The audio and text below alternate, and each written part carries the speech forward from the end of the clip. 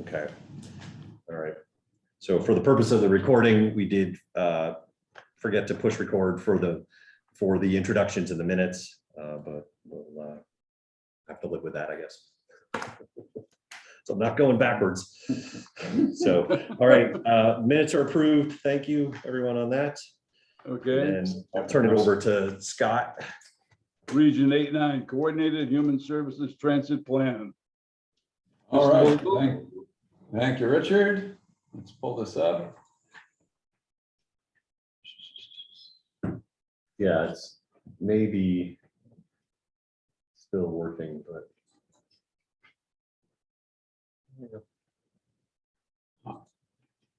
Was your stuff in the TAC folder? I put it in the tech folder. Right on the desktop?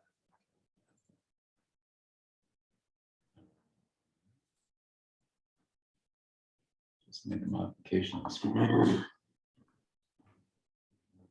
Plan update. There it There is. we go. All right.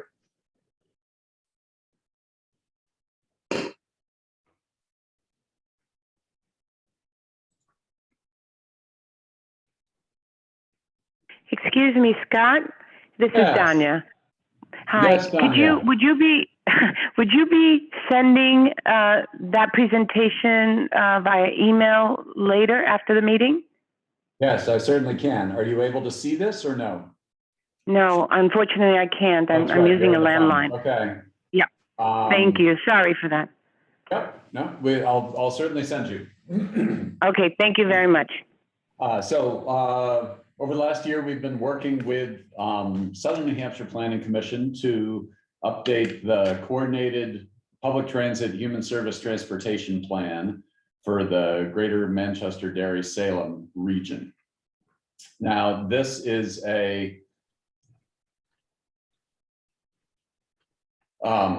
it's a requirement that came in, I think, with Safety Lou actually, and has been continued with FAST Act and the new infrastructure bill. And this is a prerequisite. Completion of these plans are a prerequisite for being able to access used to be several different funding streams through Federal Transit Administration. Now it's one in particular, Section 5310, which is funding for transportation for older adults and individuals with disabilities. So these are plans that need to be updated. Typically every 5 years, we've run over in the update for this one. This update is actually a combination of plans that were previously done for 2 different regions. Here, and let's look at that. So back in 2006, the state was divided up into what were originally 10 transit coordination regions. There have been consolidations, mergers since then, and we're now down to 9. It used to be that there was a separate region for the greater Manchester area and one for the greater Derry Salem area. We actually are involved with 2 of these regional coordinating councils. One here that now covers the western part of our region, the greater Derry Salem area, plus greater Manchester. We had worked jointly with Southern New Hampshire Planning Commission on the old greater Derry Salem RCC. Those 2 RCCs were merged a year and a half ago when CART transit system merged with the Manchester Transit Authority.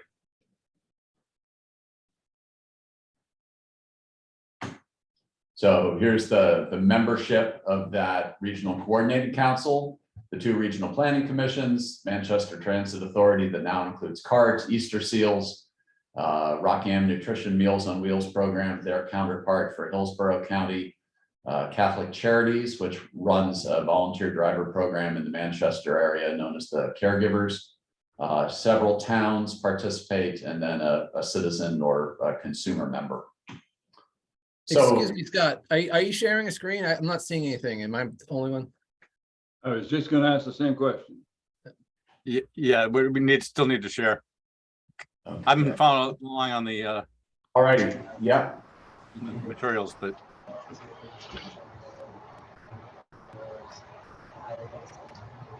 There we go.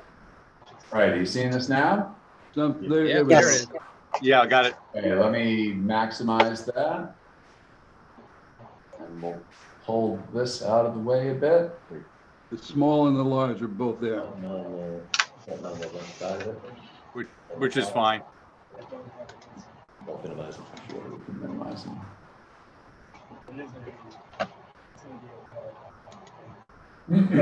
Let me back up one then.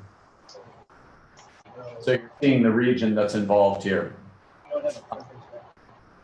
Essentially, the region that's covered by this plan includes all of Southern New Hampshire Planning Commission. It includes Hampstead, Sandown, Danville.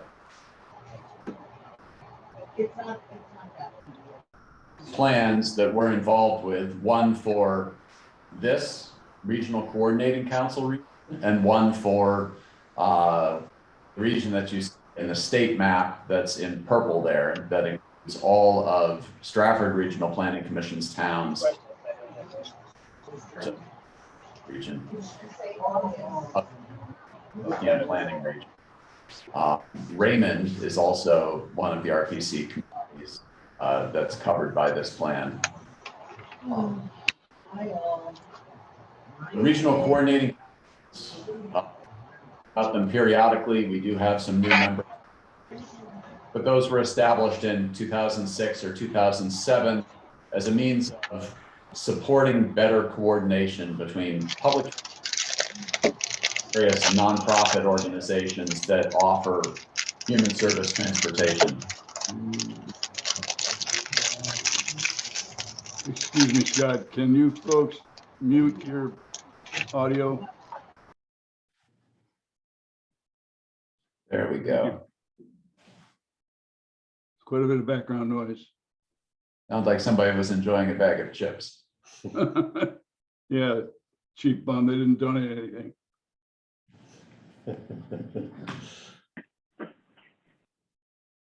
So the requirements of these plans, the intention is to assess transportation needs for vulnerable populations, in particular, older adults, age 60 plus, individuals with disabilities, and folks with low income. So we need to inventory the current transportation services that are out there, identify gaps in service, develop strategies to address those gaps, and then identify opportunities for better coordination, ways that the public transit agencies and the human service transportation providers can work together themselves and also coordinate, say, with organizations that have clients that need transportation, whether those are homeless shelters or medical facilities or municipal welfare programs. So this will be familiar to some of you. We look at this graphic each time we talk about these plans, but it gets at sort of the uncoordinated nature of how transit service funding flows. I've seen figures ranging from 50 to 65 different federal funding programs under which transportation services, i.e. transit, are an eligible expense. The bulk of those are under the Department of Health and Human Services. Certainly, there are a number of them under Federal Transit Administration, but there are also programs under Housing and Urban Development, under other federal programs, other federal agencies. So if we think of the boxes across the top row as, say, Federal Transit Administration is one of those. Say number 2 is the Medicaid program under the Department of Health and Human Services. Federal Agency 3 here, or Program 3, might be Title 3B, which is under the Older Americans Act, which funds transportation for seniors. And then 4 might be another program under FTA. currently, those program funds are contracted out to multiple different agencies in a given region. Coast receives funding under FTA's urban formula program, as well as the Section 5310 elderly and disabled program. You have Rockingham Nutrition Meals on Wheels program that receives funding under the Older Americans Act, also receives funding through Section 5310. So all of this funding is going to multiple agencies in a somewhat uncoordinated way. And then each of those agencies purchases service. The concept here for coordination that has been discussed for years in New Hampshire is to try to better organize those funding streams so that you have a regional transportation coordinator in each region. Those different funding streams pass through that one regional transportation coordinator, and that regional transportation coordinator then purchases service or provides service themselves. This model has been talked about for years,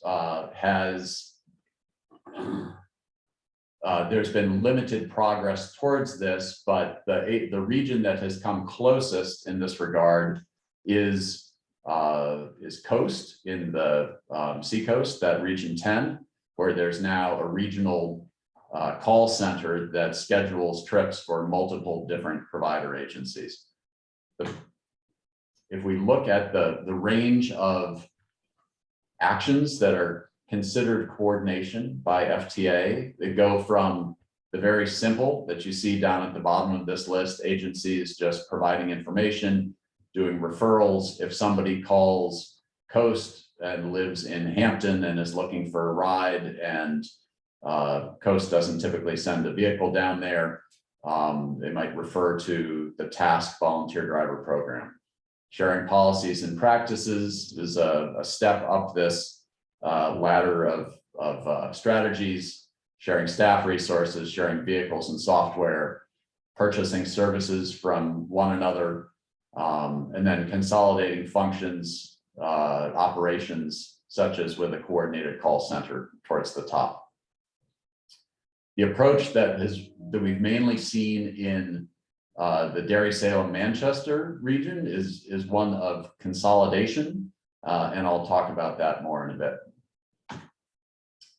So we started this looking at changes to the transportation landscape since 2016, and there have been a lot. The merger of CART and MTA has really changed things up out in that part of the state. And following on that merger of CART and MTA, there was a merger of the two regional coordinating councils.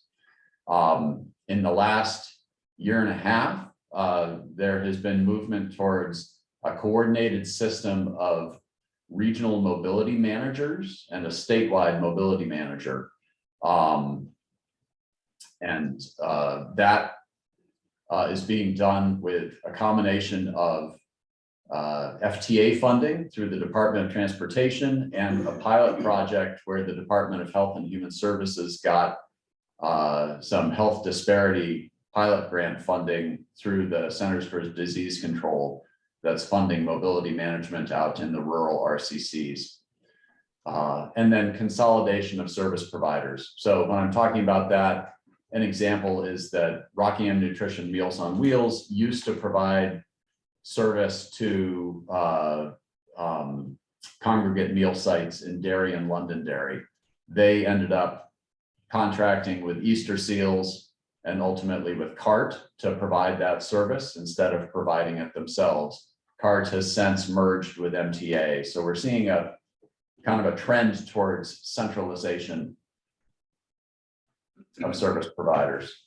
Other changes in the transportation landscape, certainly demographic shifts. We've talked in the context of our age-friendly communities project about aging population, short and long-term implications of COVID-19. We've talked about how most of the transit providers in the state, whether public transit or human service transportation, back in the spring of 2020, suspended service for some amount of time. Each of those over time has now resumed service, but with a range of different steps taken for driver safety and passenger safety. And ridership has been somewhat slow in coming back. So we're not yet back to pre-COVID ridership levels in most cases, but those ridership levels are incrementally returning. Both on the professional driver side and for volunteer drivers, there's a driver shortage. There's a nationwide challenge with transit agencies and trucking companies being able to secure enough drivers with commercial driver's licenses. And that's led Coast and other public transit agencies around the state to need to suspend some level of service to make to trim service schedules due to lack of drivers. Similarly, with volunteer driver programs, many of those volunteer driver programs are relying on volunteers who are themselves retirees, themselves older adults who during the pandemic had heightened concerns about health safety of their own. The bipartisan infrastructure law, the IIJA, has brought considerable new federal funding to the table. Although if we look at this over time from a transit standpoint, really it is making up for what had been relatively small incremental increases over time. So the transit agencies by and large are now at a place where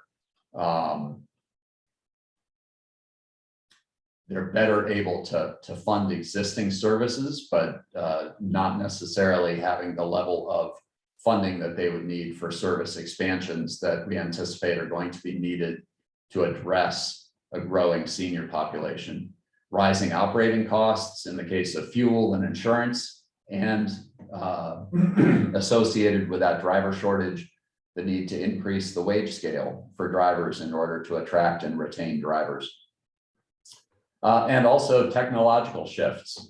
During COVID, we saw increased use of grocery delivery services and telehealth services, which certainly has a positive impact from the standpoint of being able to replace trips. People could do a doctor's appointment from their living room rather than having to get a trip to the doctor's office in some cases. So essentially the elements of the plan update, we did surveys of transportation providers. We also did a survey of welfare directors in each of the communities covered by the plan. Did demographic analysis, looking at updated census data, as well as data on Medicaid program usage and TANF, temporary assistance for needy families. We looked at the service available, service needs, identified service gaps, reviewed the strategies that had been laid out in the 2016 versions of the coordination plan for the Derry-Salem region and the Manchester region, and updated those strategies. The draft document that we sent out to the TAC has already been reviewed by the RCC and is now going to the 2 MPOs for review and adoption. So a look at transit need. This is a relatively affluent part of the state, particularly the Derry-Salem part of the region. But you have significant pockets of poverty. You've got about 24,000 residents in this region that are below the poverty line. Although the region as a whole, 7% poverty rate is about on par with that for the state as a whole. You've got over 5,600 households without access to an automobile. This region grew a bit faster than the state as a whole between 2010 and 2020.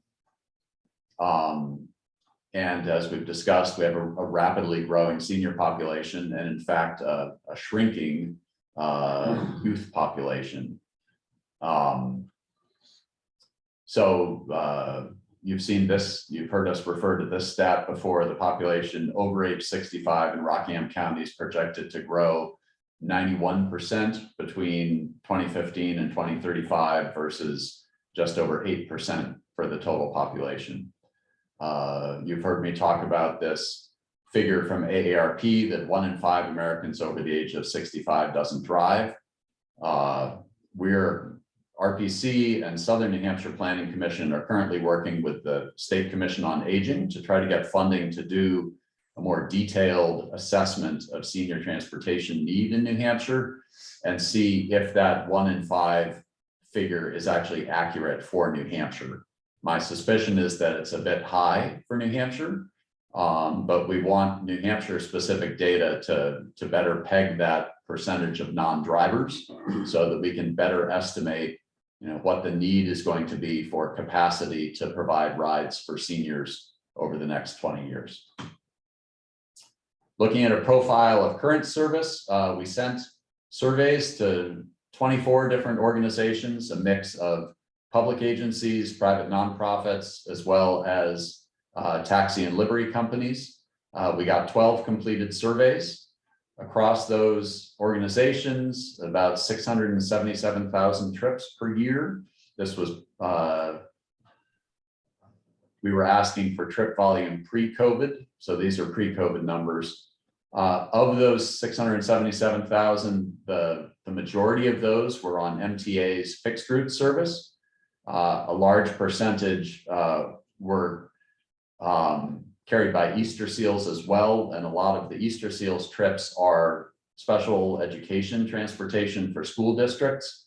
And then about 7% of that total is made up of all of the other human service providers. But services are mostly focused, aside from MTA's fixed route and Easter Seals, school transportation services are mostly focused on seniors and folks with disabilities. Fewer services available for the general low-income population. Services by and large are focused on weekdays during business hours. Really, it's mainly the volunteer driver programs where there's potential for getting trips on Saturdays, say. Outside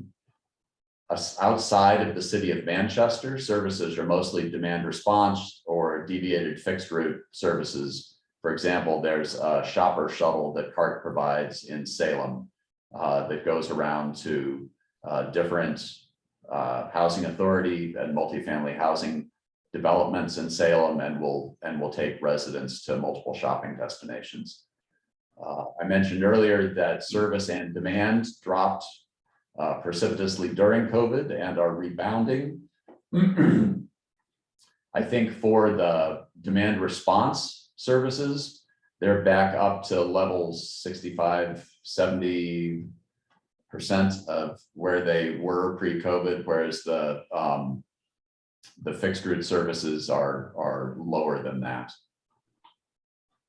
And I think that's fairly consistent with what Coast is seeing in the Seacoast. So recommendations in the plan, starting with maintaining and expanding current services that are funded with Section 5310. This includes Dairy London Dairy Senior Shuttle that's provided by MTA with CART branding, with funding, with match funding coming from Meals on Wheels. Similarly, there's the Hampstead Londonderry shuttle. There's service to the Plastow Vic Geary Center that Meals on Wheels provides. That's to bring folks into the senior center, but also they do some medical transportation for residents of Plastow and surrounding communities. MTA provides senior shuttle services to residents of Goffstown and Hooksett and New Boston. Easter Seals get some 5310 funding to support their call center and for supplemental service in the Manchester area. Want to ensure that FTA funds continue to be available for vehicle replacement for the smaller human service agencies. And then the region is establishing a new regional mobility manager position And I'll say a bit more about the responsibilities of that position in the next slide here. So a lot of the work of that mobility manager position is going to be doing community outreach to ensure that people who need transportation services are aware of the services that are available currently, albeit that those services do not fully meet the need. But one thing we found through the Age Friendly program and other outreach is that often folks are not aware of services that are already available. Part of this community outreach is also going to be specific targeted outreach to immigrant communities, particularly in Manchester. The mobility manager will also be working with different transportation provider agencies to try to develop additional agreements for service coordination that can better help us leverage available Federal Transit Administration funds. There are funds for which CART is eligible, that CART receives through the Nashua urbanized area that currently are not fully drawn down. And if additional match can be found through other human service provider agencies, there's a possibility of leveraging that additional FTA funding for service expansion. Also, the mobility manager will be doing outreach with healthcare providers to try and improve coordination in scheduling of appointments to ensure that appointments are being scheduled when transportation services are available. All of the RCCs jointly are working on a statewide volunteer driver recruitment initiative. And also now there's starting to be coordination between the regional mobility managers and Commute Smart New Hampshire to see what could be done with ride sharing to improve employment transportation access for lower income individuals to be able to reach jobs. There's been discussion for a long time about potential partnerships with transportation network companies like Uber and Lyft. There's still a restriction on using FTA funding to do that, but there's interest to explore what possibilities there may be there. Working with towns to maintain and expand local funding commitments, and then continuing to work towards more significant state funding for senior transportation needs. So that is the plan in a nutshell. Do folks have questions? What we're looking for from the TAC is questions, any recommendations for material that needs to be added here, but ultimately a recommendation to the MPO to adopt the plan at its meeting on October 12th. Yes, Scott, Questions? just one comment on the on your PowerPoint presentation. I didn't see that your number one recommendation in the document is the guide and support Region 8 mobility manager, and you just got finished telling us all the things that mobility manager would do in this slide that's showing here, and you referenced it, but I would think in the PowerPoint presentation that should, because that's the key thing in streamlining this funding and getting the services to the right agency and coordinating the incoming funding. That should be the mobility manager should be on the slides. I think I don't know if it was on the slide before going into this one, but I didn't see it. It was that third bullet down at Establish the and support. bottom. Okay, yeah, that's the third thing down there. It's number one on the thing. And then the next slide, you detailed all the things that the mobility manager does right there. Yeah, so I think that's good. It looks like should be the title of this slide. Sure, I can rearrange and put essentially the tasks the mobility manager will be working on under the mobility manager bullet and redo the slides for when we bring this to the policy committee. Yeah, great. That's good because I only attached the introduction and the recommendations chapter, but the plan itself, chapter 4, talks about coordination strategies and talks in greater detail about the mobility manager. I did see that. All right, thanks. All in all, it's a comprehensive, all Yeah, in thanks. all, it's a comprehensive study. I'm sorry, Richard? All in all, it is a very comprehensive layout. Overall, it's very comprehensive. So, Yep. thank you. Red, you had a hand up? Yep. So I had sent you some comments via email right before the meeting, Scott. I'd say the biggest thing is on page 8 of the document under mobility management funding. You referenced transfer of approximately $2.2 million a year of federal CMAQ funds. And that has actually been switched over to STBG. Right. Because of the restrictions on CMAQ. So, and then, you know, I had some other fairly minor comments, but I'd say that was the biggest one. Hold on one second. I know there was one more I wanted to look at. Oh, Ultimately, it's CMAQ though, isn't it? Because I thought the CMAQ was going into STBG and the STBG was then going to transit. But all the points, well, I did not, I don't know that level of detail, I guess. okay. So, okay. And then this must be in number 18 on page, what is that? Page 16. It goes, so these are the strategies, I guess. Okay. You talk about in the last sentence of 18, you talk about expanded state and or local funding is necessary to access the full amounts of federal transit dollars. Yep. I would add, and also critically important for maintaining service levels. Okay. Because of the issues going on with inflation, I think that is a critical point to make, that without being able to access those additional federal dollars, we likely won't be able to maintain services. Good point.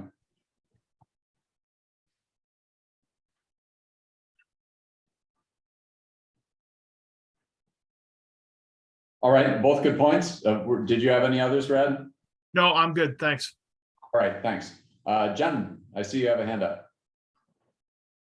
That was really well done. I just, you know, in Hampton, we're sort of struggling with all the things that we need to do, just as a side note, you know, from flooding and coastal resilience, and looking for that manager to help coordinate and do all these things. Sort of like this, one of the recommendations here is, with all the shortages and labors and things like that, do you feel that that position is fillable?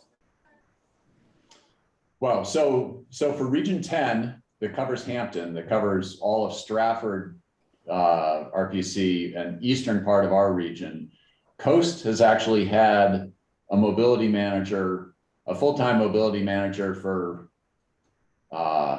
over 10 years. Okay. And so that's a new position in some of the other RPCs, but that Seacoast area, called the Southeast New Hampshire Regional Coordinating Council, or the Alliance for Community Transportation ACT. ACT has really been, ACT and Coast have been a leader in this. And so Jeff Donald is the mobility manager in that region. It has, I think, been a challenge to fill that mobility manager position in some of the regions. Southern New Hampshire Planning Commission actually advertised the position twice, did not find qualified people, and ultimately the role is being taken on by a young planner that they already had in-house. I think it's a challenging position because ideally you want that, you need somebody with really good communication skills, but also enough experience to be comfortable going out and talking with hospital staff and different agencies, and having experience in grant writing and funding developments, and so getting the ideal person I think in some of the regions turned out to be a tall order. And in some of the regions were able to find, really good people. Some of the other regions have found younger folks who they see as trainable and who with some support can grow into the position. All right. Thank you. Is that position funded by FTA formal funds? Any other comments? Yeah, so Lee just asked if these positions are funded by FTA, and in the urban regions, they're being funded with 53 FTA section 5310 money that was actually flexed out of STBG, as Rad mentioned. Okay. In the rural regions, they're being funded with a special 2-year grant that the Department of Health and Human Services got through the CDC coming out of COVID funding, a health disparities grant. And so at this point, these positions are being funded as a 2-year pilot project. And then they'll need to figure out the long-term funding in the rural regions. For the rural. Yeah. Okay, thanks. Anybody else?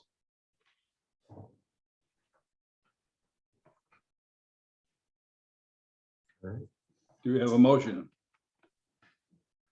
I'd make a motion to approve recommendation to the policy committee. Did we make any amendments to this? I think just incorporating Rad's 2 edits. Okay, do I have a second? Yes, Peter, I'll second it. Okay. Roll call, Scott or David? All right, I can run through the roll call. All right, I'm just going to go through in the order that I have people written down. Yep. Rad. Yes. All right, Matt. Yes. Lee's non-voting. Eric. Yep, you're nodding. I see you're muted, Eric. So. Sorry about that. I had someone come in my office. All right. So voting on the coordinated plan. So looking for a yes or no. I'm in favor of yes. Yeah. All right, thanks. Lucy. Yes. All right, Richard. Yes, sir. All right, Peter. Yes. All right, thanks. Tim. Yes. All right, Danya. Yes. All right, thank you. Jen. Yes. All right, and Susan. Yes. I think that's everybody. So, all right, thank you. Thank you. And just to note, we're in the process of updating the companion coordinated plan for that greater Seacoast region. So we'll be back to you with that towards the end of the year, likely November, December. And Thank you, Scott. Number 4, update on selection of projects for estimate development. David. right, yeah, I am going to bring up another PowerPoint presentation. This is going to be kind of a series of very short presentations that I put together, mostly for just visual interest.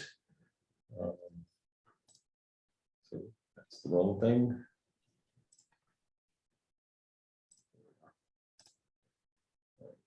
So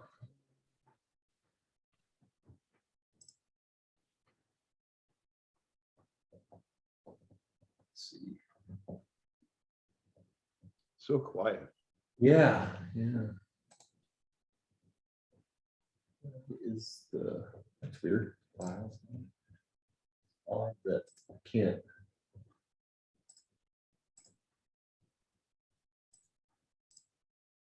Can somebody break out in song? Singing in the rain. All right, let's share it. All right, let's try this again. Why can't I see? Well, What if you click on files at the top? Scott, help him out. ooh, You want to do a tap dance for us, Richard? all right, let's do this. Got the one. cane and the boater hat? All right, can everybody see the PowerPoint presentation now? Yes, sir. No. Oh, yeah, Danya, sorry. Everybody but Danya. Can you see the PowerPoint presentation? I remember I would send the presentation to Danya. Okay, all right, Thank you. okay. We've got small right. and large. All right, so really, items 4 and 5 on the agenda could probably have been all one and the same. I don't think I have 20 minutes worth of stuff to talk about the sort of on the project selection piece at the moment. But I wasn't sure when I put the agenda together whether that would be the case or not. But I'm just going to sort of go through a handful of things here, starting with the project solicitation stuff. Just sort of starting with a reminder of the guidance from DOT for the 10-year plan. So any projects that get added, they'll be adding construction to the last 2 years of the 10-year plan, which I think now would be 2033 and 2034. Our target funding for the region, and there probably should be an asterisk next to this, is just over $8 million now. NHDOT has committed to trying to get to $60 million in allocated funding to the regional planning commissions, and our share of that would be 8 million. I don't know that that's a guarantee at this point. So my guess is that, you know, somewhere between the 6.7 million and the $8 million would be what we might be able to get programmed in this round. And the 6.7 million is what was our target share under the $50 million of statewide funding for the RPCs. In our costs that we are developing, that must include a 2.8% per year inflation and 10% of indirect costs as well. We have to use the common set of project selection criteria, which we've already done that piece of it. Projects must undergo engineering and cost review prior to being reviewed by NHDOT. And when we submit projects to DOT later this fall, we can do it up to our target budget, which is that $8 million at this point, plus 2 additional projects. And that's just submitting it for review. And once our final priorities are set, we'll be adding, the DOT is committed again to adding our priorities to the 10-year plan sort of as presented. Again, there's no guarantees that the projects will stay in the 10-year plan through the whole process, as it is inherently a political process, and that can take its toll on projects. So in terms of a timeline, right now we're sort of in the middle towards the end of the process where we're in that scope and cost estimate development phase. We have to submit projects to DOT for their review on November 11th, and they'll review them over the winter. And we'll be submitting a finalized prioritized list of projects to DOT by the end of March of next year. And DOT is again required to produce a draft 10-year plan the middle of next summer. So right now, the projects are all with our engineering firm, and I'll go into that in a minute. So in this round, we added 31 new projects. We got 6 projects directly from communities. And we added the 25 locations from the completed Seacoast Transportation Corridor's vulnerability assessment. And then we had one project that was where the scope was changed slightly. That location on Route 1 in Rye, where Dow Lane intersects with Route 1, that was edited slightly to change the scope of that project a little bit. So in all, 31 new projects and one changed.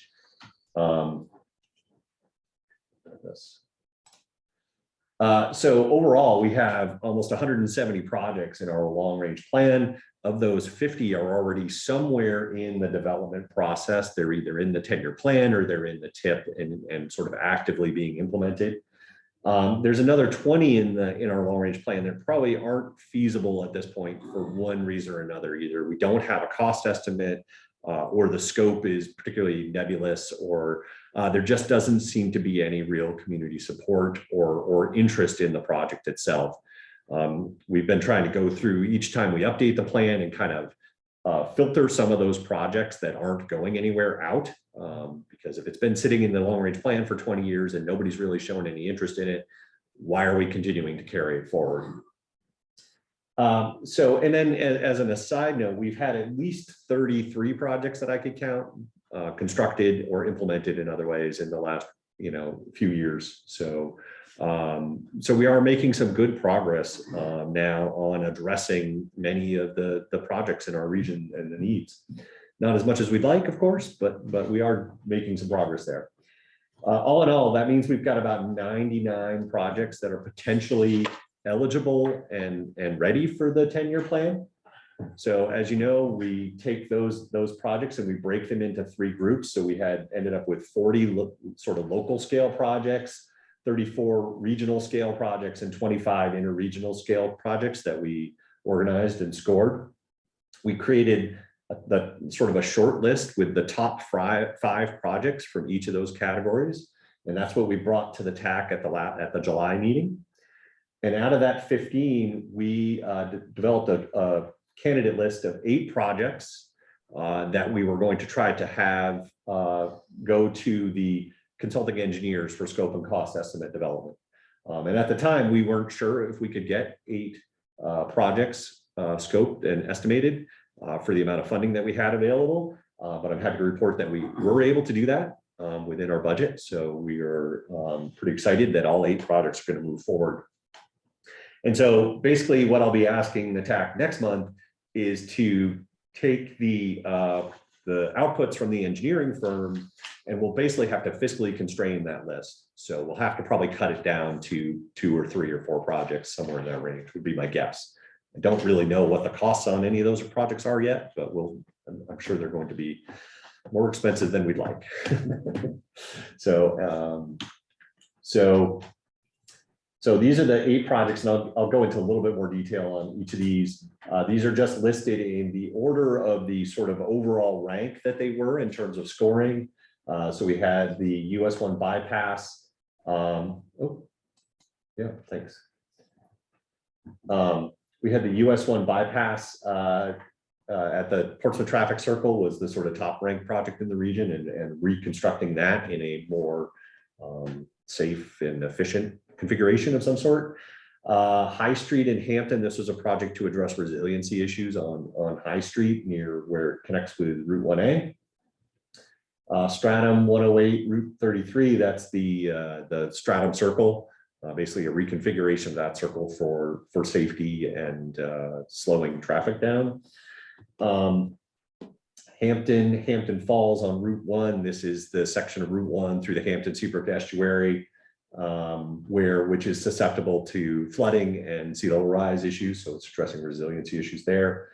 Ashworth Avenue in Hampton, this was the one phase of that project, the Ocean Boulevard project, or I should say one phase of improvement in Hampton Beach that was left out of the Ocean Boulevard project.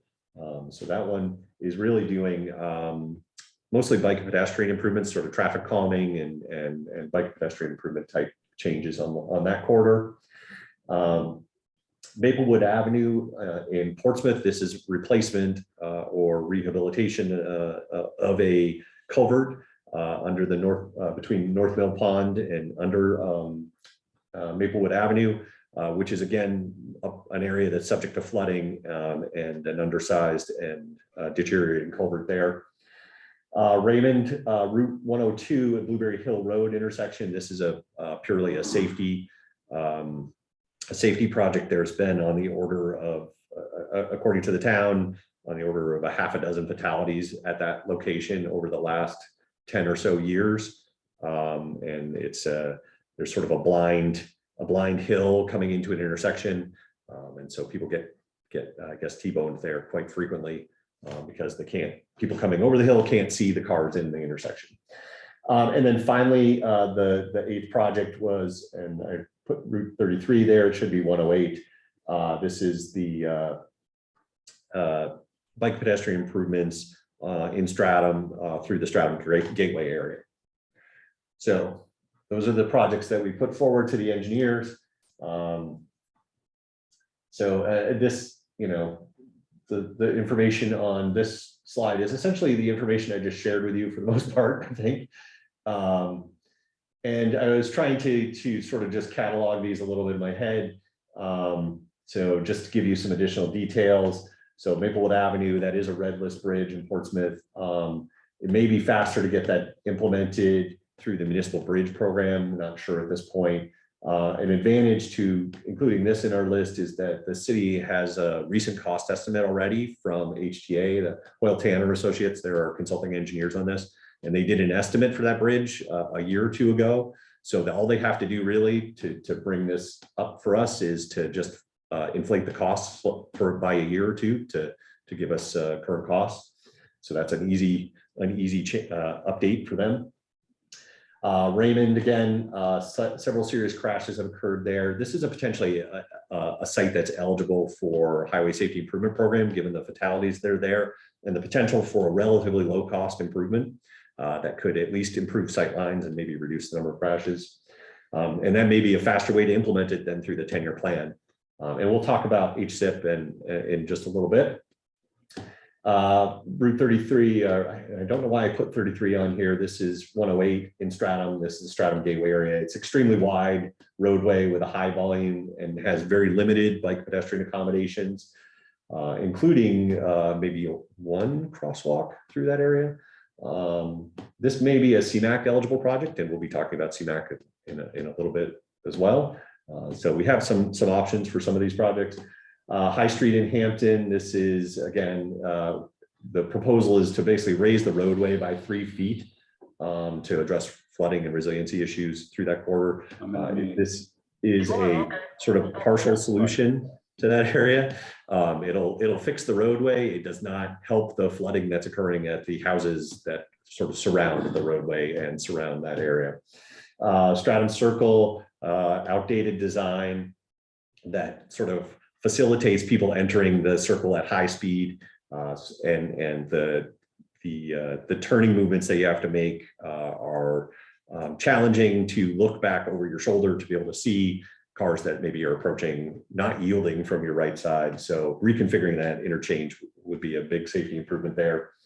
Ashworth Avenue, again, this is like a bike pedestrian improvement for the large part, and it's carries a high volume of cyclists and pedestrians as people are connecting along it and across it to the various parts of the beach and to various hotels and restaurants and all those sorts of things that line it. But it's not included in the other part of the Ocean Boulevard project. So this is one of those pieces that was sort of hanging out there as a need.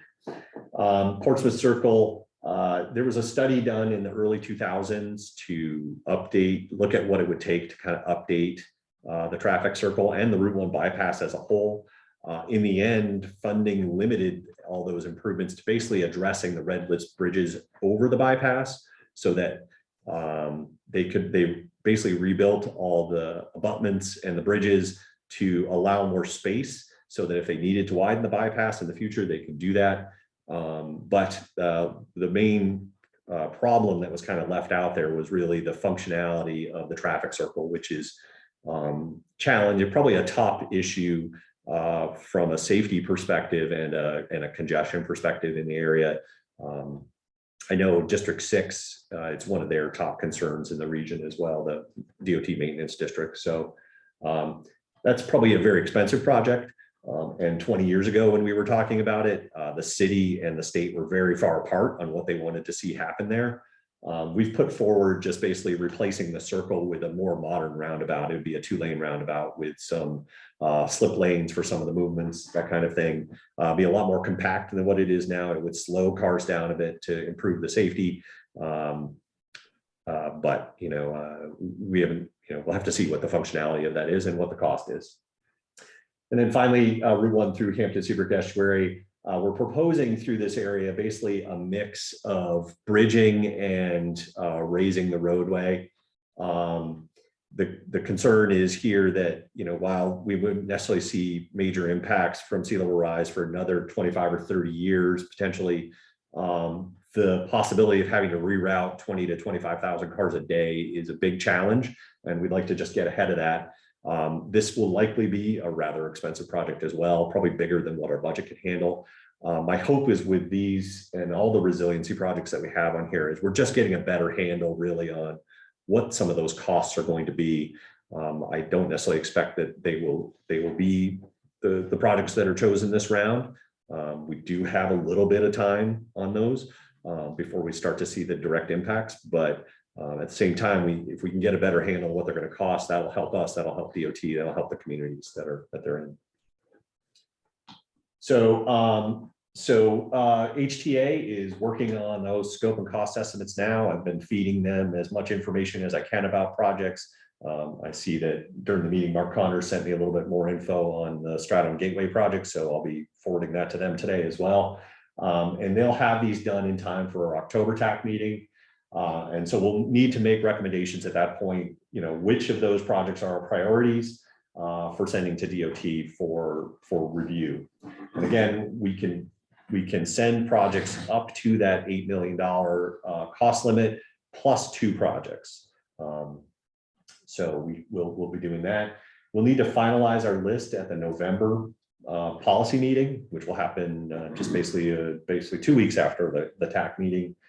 DOT will complete their reviews by sort of the middle of February or so, and then we'll bring it back to the TAC at the end of the February meeting to sort of get our final recommendations for the 10-year plan, and those will be finalized at the RPC meeting in March, where the commission will make its final recommendations for the next iteration of the 10-year plan.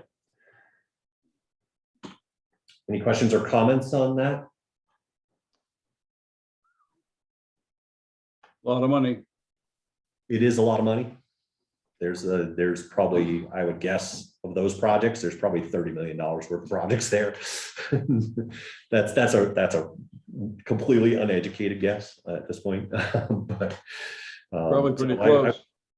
I would expect that we'll probably have to cut it down to just a couple of projects that we can recommend in the 10-year plan, which isn't, that's not surprising. I don't think anybody would be surprised by that. So, all right. Hearing no other questions, I'm going to just move right on into the project updates. Project updates, David and Scott. All right. So first thing we want to talk about is CMAQ, the Congestion Mitigation Air Quality Program. A lot of the details are still forthcoming on this. I just wanted to cover a quick overview of what CMAQ is for people who maybe we haven't talked about CMAQ really in a while. I think it's been a few years since there's been around. So just one slide here on educating about what it is. It's basically a program that was put in place for, wow, God, at least 20 years ago now, probably 30. Yeah, to basically helping to find transportation projects that can help meet the requirements of the Clean Air Act and its amendments. So it's basically any projects that can reduce mobile sources emissions or motor vehicle emissions.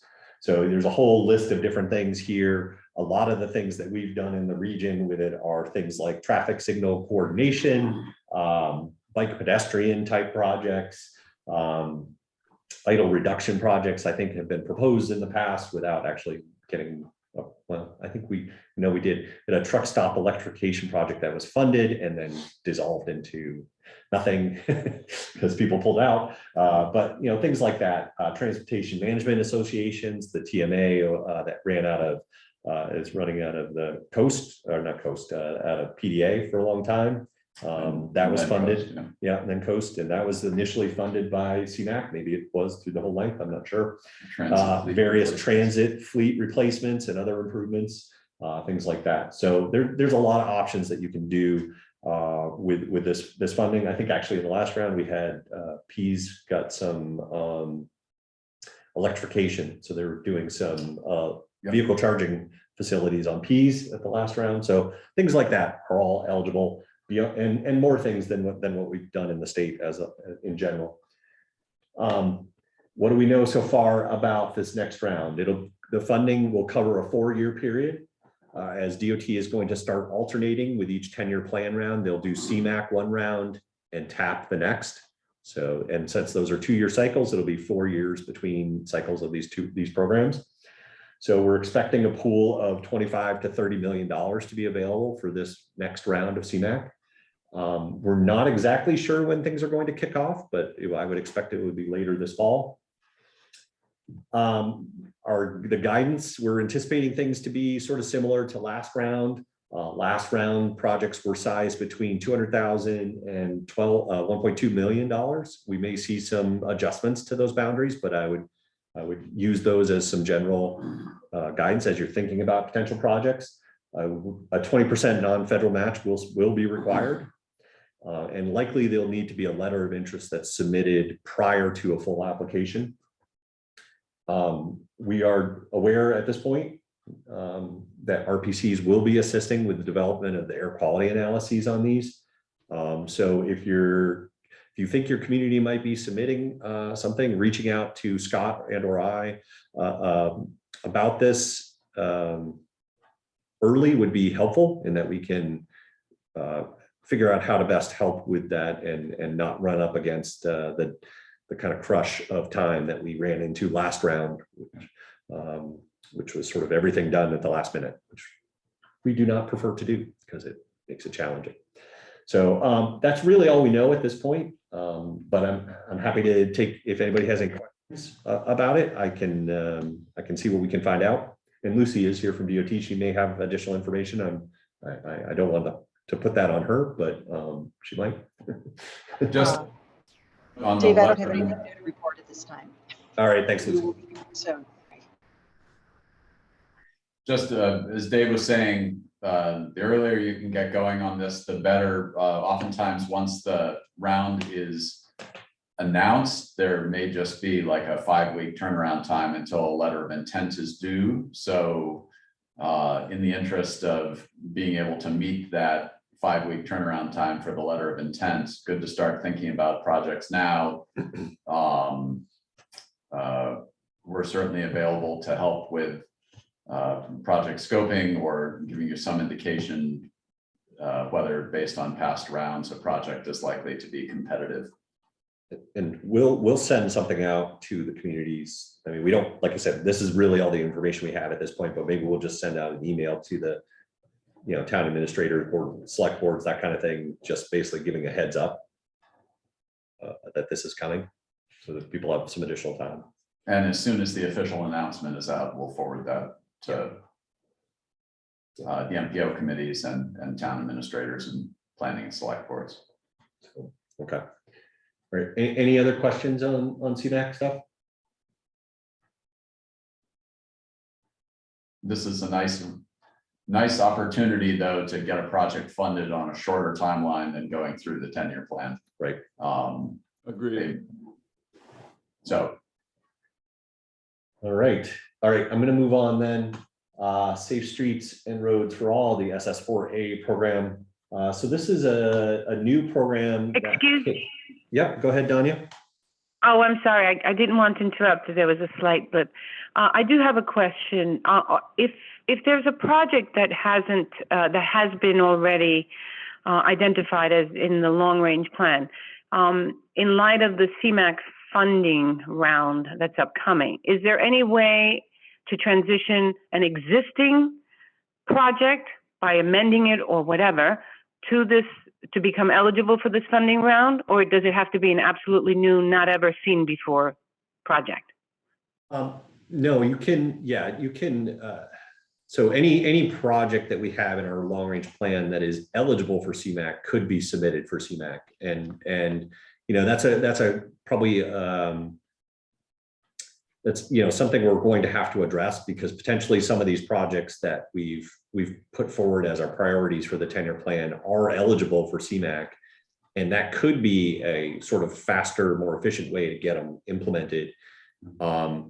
And so we might have to just sort of take that into account if, for instance, say Stratham decides or Hampton decides to do Ashworth Avenue or the Stratham Gateway project as a CMAQ project. Those could potentially be eligible. We'd have to sort of look at that at the time. The timeframes probably aren't going to work out so that we know if something gets funded via CMAQ before we need to tell DOT what our priorities are.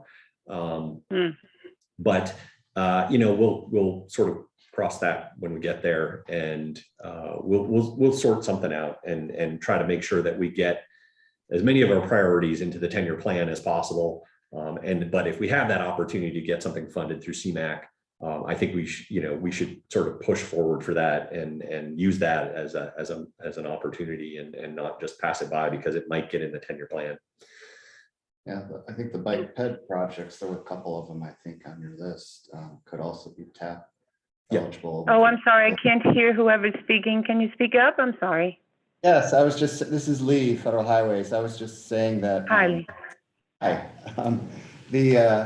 Some of the projects that Dave went through, I noticed were bike ped focused, and my comment is that those might be also eligible for TAP funds, which would be a little longer time frame perhaps than CMAQ, but still shorter time frame than potentially the 10-year plan. Yeah, because TAP would be in another 2 years.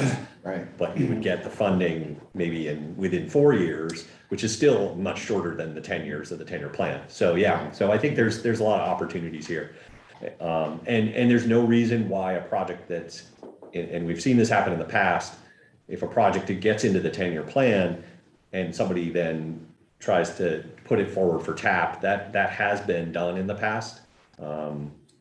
I don't know if that's going to be allowed again or not, but we'll try to figure out those things ahead of time so that we can know, because yeah, if you have a project that's funded, but you want to try to advance it, getting it funded with TAP funding would be faster, or CMAQ funding would be much faster. So one other note on CMAQ that I didn't think to add earlier. CMAQ is part of the LPA program, local public agency management program, where in applying for these CMAQ funds, you'll need to have somebody typically from your public works department or a road agent. Sometimes it's a planner who is certified for LPA project management. Don't necessarily have to be certified at the time the application is put in, but you definitely have to have somebody certified by the time projects are awarded. So worth checking to see who on your municipal staff may have an LPA certification, and then check with DOT about when the next training is being offered. Yeah, actually, I think there's training either October or November. Lucy might know, but it's coming up pretty soon. okay. Okay, so then you can maybe perhaps see that I'm looking at the Dow Lane project, which is something I did want to follow up with you, David, offline separately, so as not to take folks' time. And I do see that, we don't have a lot of time. So, but thank you. This has all been very helpful. Thank you. Sure. Okay. All right. Going back to Safe Streets for All. This was a new program through the bipartisan infrastructure law that was passed last year. It provides $5 billion in funding over 5 years to prevent roadway deaths and serious injuries. Lots of eligible, very general eligible activities are the development or completion of a safety action plan, developing projects based on a safety action plan, and or implementing projects and strategies as part of identified in a safety action plan. So there are basically 2 types of grants that you can get out of this, an action plan grant or an implementation grant. And so we don't have an action plan in this region, and none of our communities, I believe, have an action plan or anything that would qualify as an action plan. And so that's what we've gone for. The first round of proposals was due on September 15th. And those awards will be announced early next year. So what we ended up doing is partnering with the Nashua, Southern New Hampshire, and Stratford Planning Commissions to submit a joint application for the 4 MPOs. We requested $220,000 in federal funds to be matched with $55,000 of local resources. And that's being supplied by the 4 MPOs themselves. Our intent is to hire a consultant or a consulting firm to basically help us design and plan out the development of an action plan, and then carry that out and actually develop the action plan, and using those consultant resources as carrying the large portion of the work. And then we'll be using RPC staff time to sort of supplement that, participate. Probably we'll end up doing some of the public outreach ourselves, that kind of thing. But the goal is that the consultant is doing, as much of the work as we can push off onto them. The goal is to also have this done essentially so that while we'll miss eligibility for round 2 of SS4A, that communities would be and other stakeholders would be eligible to submit grants or implementation grants for round 3. So we'll basically be missing the next round of funding, but we'll be able to go for the last 3 rounds. And once we have the action plan in place, then that means all of our communities, and this goes to all 72 communities that are within the 4 MPOs, would be eligible to submit for safety implementation plan grants to fund intersection improvements or fund bike pedestrian improvements or fund anything that could be seen as improving traffic safety. So we're still very early in the process. We submitted, like I said, we submitted the grant last week, so we don't know. We won't know if we actually get the grant until probably January timeframe. We would hope that if we get the grant, we can be under contract and underway by the July 1st of next year, and getting it done within a year from that. So that's our goal, and we're moving forward. We're still sort of sorting out exactly how it's going to work. Are we going to use our tax as sounding boards? Are we going to create some sort of safety action plan sort of working group? We're still kind of working on that amongst the 4 MPOs. And we'll try to keep everybody here up to date as to where things stand as we figure those things out. Any questions on that?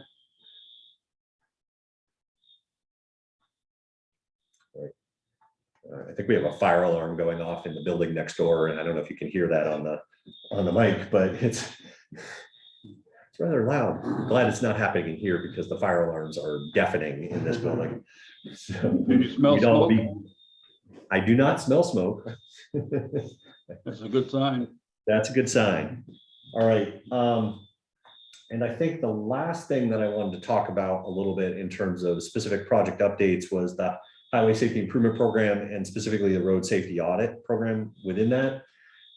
So Highway Safety Improvement Program, this is a core federal aid program that came out, I don't know, probably it's got to be 10 years ago or so now, to basically with the focus on implementing relatively low cost, quick improvements that can be done to improve safety in areas where there have been fatal or serious injury crashes. And largely this is focused on infrastructure, although at various times you've been able to do things like educational and enforcement programs under that as well. So some of the projects in our region that have been implemented with HSIP funding, so maybe it's actually more than 10 years now that I'm thinking about that. A lot of signals on 125 at Middle Road and North Road in Brentwood, 111, West Road, Island Pond Road, and Hampstead signal. Those median barriers that they put up and guardrails they put up on 101 between Epping and Hampton over the last few years, those were funded by HSIP. The project that's sort of nearing construction now, maybe it's actually under construction, that connecting Lang Road in Portsmouth to the signal at Ocean Road, that's funded via Yeah, that's all completed now. Is it completed? Nice. I haven't been over that way in a little bit. All right. That's awesome. Unfortunately, we had a fatal accident out there Oh, jeez. a month after it was done. So. Oh, no. At Lang Road? The new curve we put in the road where we made the intersection. Yeah. Oh, geez. Yeah. Oh, that's not a good outcome. That's not what we're looking for. Nope. Okay, well, the 111 and Irma Road in Salem, that's a project that's in design right now. There's a project that's working its way into the design phase, Route 33 in Stratham, Greenland, where they're doing some safety improvements, putting a 2-way left turn lane along a big stretch of Route 33 in Greenland. And actually the signal at Winnicott and Bayside on Route 33, that was put in as one of the early HSIP projects. And so it's got to have been at least 10 years that program's been around, because that's been in there for quite a while. So, and one of the things that DOT does is to sort of queue up projects for HSIP and determine whether they're really a good candidate for using this funds, is to do road safety audits. And so DOT funds a handful of road safety audits each year using this funding. And basically that creates a queue of projects for the HSIP program. So road safety audit is basically, DOT brings sort of a multidisciplinary group of folks to the site to do an inspection of the site and meet with local officials to talk about what the problems are at the location and how they might be addressed. They look at the crash data and they look at the specifics of the crashes as best they can to determine causality and whether that's something that can be addressed through engineering improvements. They develop some estimates and some options for what might be able to be done at the site to address those safety issues. And they look for various opportunities to make improvements for sort of all users, so bike pedestrians as well as the folks in cars. And so DOT uses those to sort of develop basically a cost, cost benefit analysis. And so if the cost benefit analysis meets a certain threshold, then potentially that site is eligible for being implemented via HSIP funds. And generally, and I'll speak very generally on this, any location in that has had a fatal or serious injury crash within the last 10 years is potentially eligible for road safety audit and potentially eligible for HSIP funding. The caveat there is if there's been any sort of safety improvement using HSIP funds or other funds over the last 5 years, then that site is not eligible to get additional HSIP funding. So I think, Eric, the Lang Road, where you've just completed it and then you've had a fatality there, that probably wouldn't be eligible for HSIP funding for 5 years or so. So we did a very, very cursory analysis a couple of years ago on this, and this is using 2017 to 2019 crash data. So all those segments highlighted in our region are potentially areas that are eligible for or for road safety audit or HSIP funds. Some of the ones that have been talked about, though, and that we've heard from communities over recent years is here in Exeter, looking at the 101 exit 9 interchange. That 102 at Blueberry Hill Road in Raymond, that's on our list of priorities for the 10-year plan. That would also be a good candidate potentially for HSIP. And most recently, there was a fatality at South Road in Brentwood on 125. And so there's been some discussion about that as possible site of a road safety audit and an HSIP candidate. So road safety audit applications are due on December 1st each year. This is a one-page form. It's a fairly low overhead type of application. Basically, it's supplemented with crash data, and there's a few things that the community needs to fill out. And the key piece of this is making sure that DOT has accurate crash data for the site. And that means working closely with the police department to ensure that they can have access to the police reports, which for a number of years has been challenging in some communities. As I said before, you can't have had a project completed at the site in the last 5 years to address safety concerns. RPCs sign off on these applications, and so you work with us on that as well. Again, it's a fairly low overhead and quick process, but it's just making sure that the community's on board. There's no cost to the communities to do road safety audits, and we can assist in some of the data collection required. If you need traffic volumes, that kind of thing, we have that information for a large number of the places. And if we have enough of a heads up on the timing of it, we can get traffic counters out to sites if we need to in a pinch. So that's really all I have to say about that. It's really just a heads up. And maybe that'll be something that I think we should probably send out to the communities as well. Just sort of a, hey, this is coming up in the next month or a couple months here. And if you're thinking about it, please reach out. So any questions on road safety audits or HSIP at this point? Would you be kind enough to send this out, David? Yes. Yeah, that previous slide would be helpful, showing the eligible locations. Yeah, and again, that data is a little bit old now, and I want to firm that up before we sort of send that out as a sort of a general, hey, here's all the spots that you potentially could have it. But it's really, the key thing is to verify that there was a fatal crash or a serious injury crash at a site. And often the data that's in the state database is not all that accurate, especially if you get into the serious injury crashes. The fatalities, because that's subject to federal requirements and submitted to a federal data set, there's a little bit more, or it's a lot more sort of accurate in terms of the location, and we understand there's a lot more detail about those projects that are available, or I mean, about those sites that are available. The serious injury crashes are sometimes less so. And so it's important that, you know, sort of any site being considered, that we're double checking with the police department to make sure that, yes, there was in fact a crash at that site, and it was in fact a serious injury. And the other thing to look at is causation, because if it's a human factors causation, somebody was driving while intoxicated or something that caused that crash, then there may be some likelihood that, you know, DOT can't address that with an engineering improvement.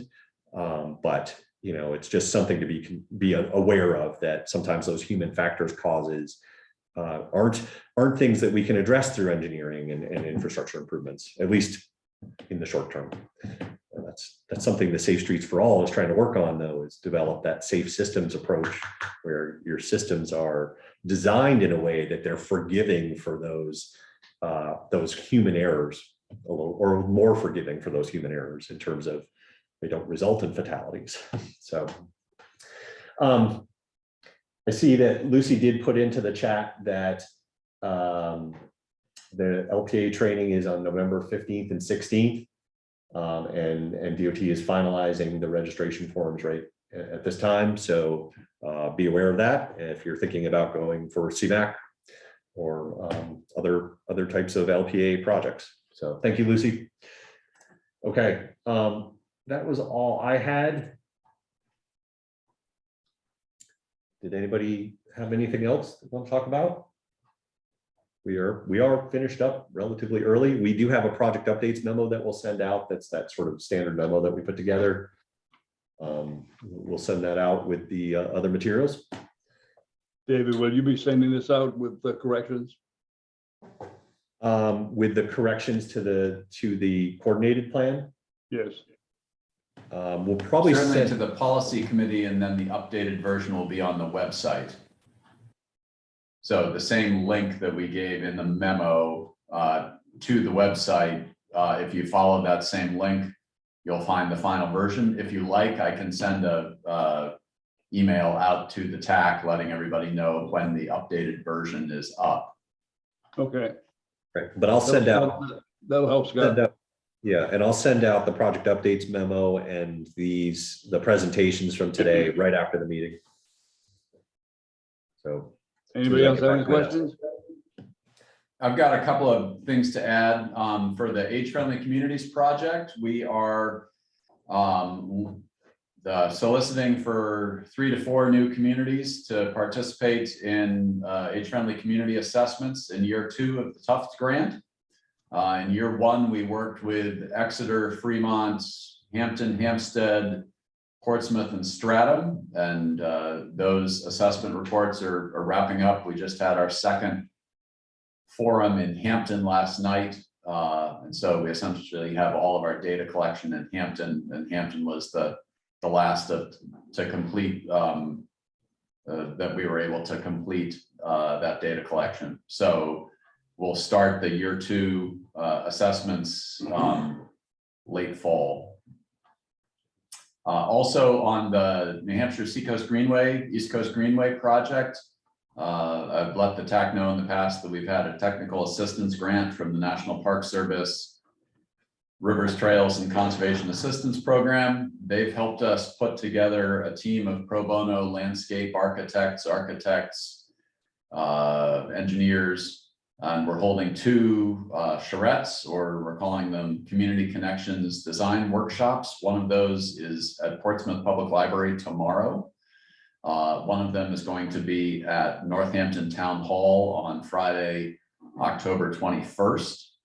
But over the summer, we in the Park Service staff went out and met with municipal staff in each of the corridor communities to get input on potential trailhead locations, town's desires for connections that they saw eventually being made from the rail trail to other trails or conservation land in town, parks, downtown business districts, schools, neighborhoods.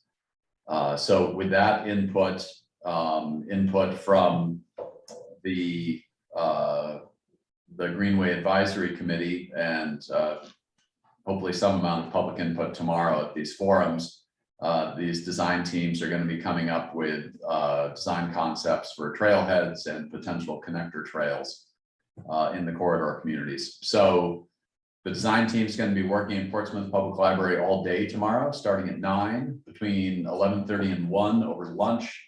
Members of the public are invited to come in and just see what's happening, provide additional input.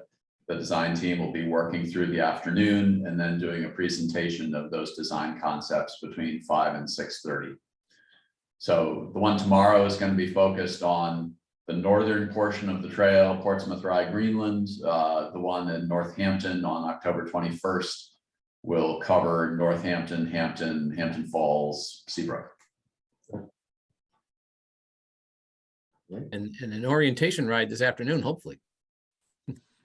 The weather is actually looking a little bit better. Believe it or not, I think we're down to 30% chance of rain at 4 and then clear by 5, partly sunny by 6. So I'm about to send out an email, Eric. We're going to push back to meet at 4:30 and then roll out by 5. And hopefully by then it'll be dry. Sounds good. Chris. Scott? Yes, thank you. Question for you, Scott. Your first point on the community assessment round 2. Could you Yes. clarify just what type of an assessment is being done on those? I've lost track of what the first assessment was. Thank you. Yeah, certainly. So for each of the towns that participate, we work with the town to put together a local advisory committee that's typically made up of municipal staff, town manager, town planner, Parks and Rec director, librarian, sometimes public safety, anybody that's involved with programming for older residents. The assessments are based on a model from AARP. The core of that is a survey.